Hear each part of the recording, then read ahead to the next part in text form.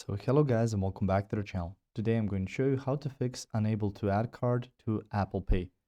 So first of all, go to your wallet, which is the app you use to get to Apple Pay.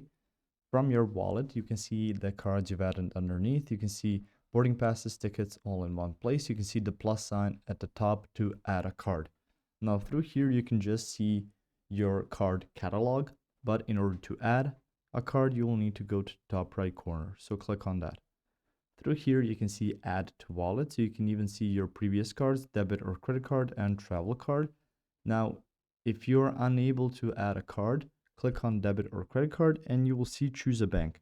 Now through here, you can select your card. And if you don't see the bank that has issued your card or your bank, you won't be able to connect Apple Pay to that card. If you are unsure, contact the bank itself and see if they support Apple Pay.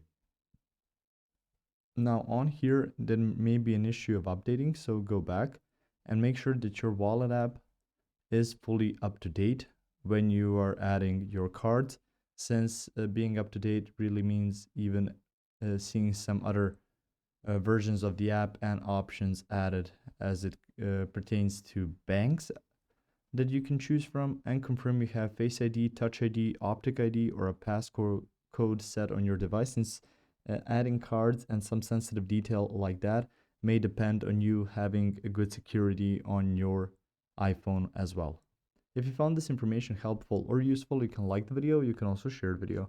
You can subscribe to the channel and click the notification bell to get notified about new videos on Apple Pay or some other topics you might find interesting as well.